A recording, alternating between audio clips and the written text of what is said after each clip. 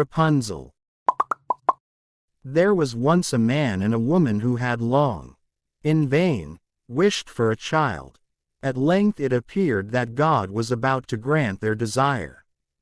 These people had a little window at the back of their house, from which a splendid garden could be seen, which was full of the most beautiful flowers and herbs.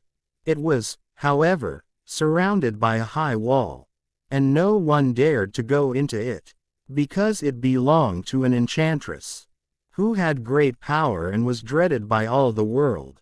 One day the woman was standing by this window, and looking down into the garden, when she saw a bed which was planted with the most beautiful rampion. And it looked so fresh and green that she longed for it. She quite pined away, and began to look pale and miserable. Her husband was alarmed, and asked, "What ails you, dear wife?" "Ah," she replied, "if I can't eat some of the rampion, which is in the garden behind our house, I shall die." The man, who loved her, thought, "Sooner than let your wife die, bring her some of the rampion yourself, let it cost what it will." At twilight, he clambered down over the wall, into the garden of the enchantress, hastily clutched a handful of rampion, and took it to his wife. She at once made herself a salad of it, and ate it greedily. It tasted so good to her, so very good, that the next day she longed for it 3 times as much as before. If he was to have any rest, her husband knew he must once more descend into the garden. Therefore, in the gloom of evening, he let himself down again. But when he had clambered down the wall he was terribly afraid, for he saw the enchantress standing before him.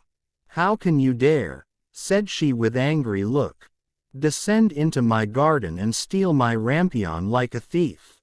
You shall suffer for it." "Ah," answered he, "let mercy take the place of justice.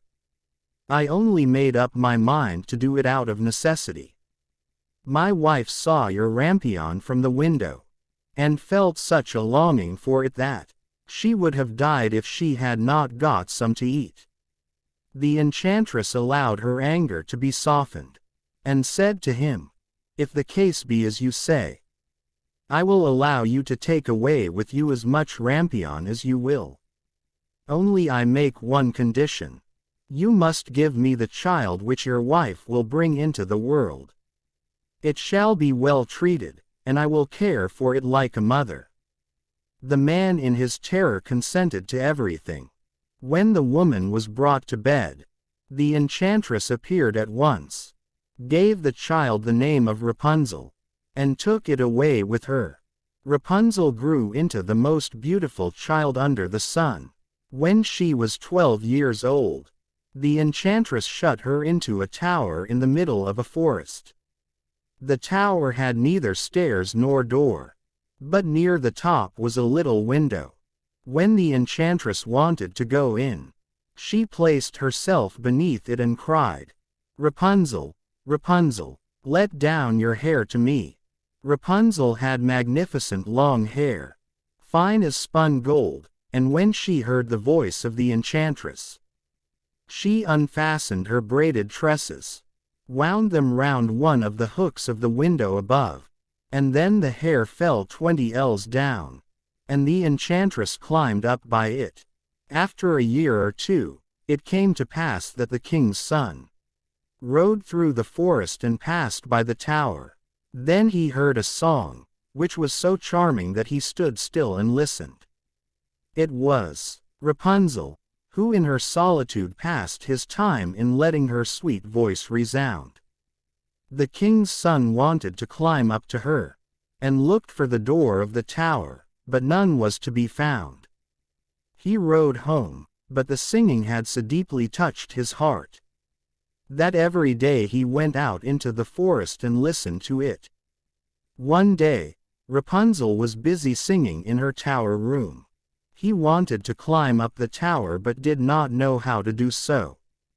Then, he saw how Enchantress climbed up the tower, When Enchantress was not there, the prince called Rapunzel from the ground. He begged to let him come in. She agreed and brought him into the tower room. They fell in love with each other. The prince and Rapunzel became close with each other. They decided to get married. The prince decided to rescue Rapunzel from that tower room. Enchantress learnt that the prince and Rapunzel were in love with each other. She was furious because the prince had visited the tower room.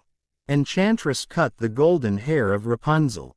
The latter cried at the top of her voice. The prince came next day and called Rapunzel from the ground. Enchantress was inside the tower room, along with Rapunzel. She let the golden hair fall down so that the prince might climb up. The prince was shocked to see the enchantress there, as he entered the tower room through one of its single window. The battle was fierce. The prince and the enchantress fought a bloody battle. But the prince finally overpowered her. Enchantress was thrown out of the tower room. She met with her end. It was a happy union. The prince carried his princess away to his kingdom. They married there.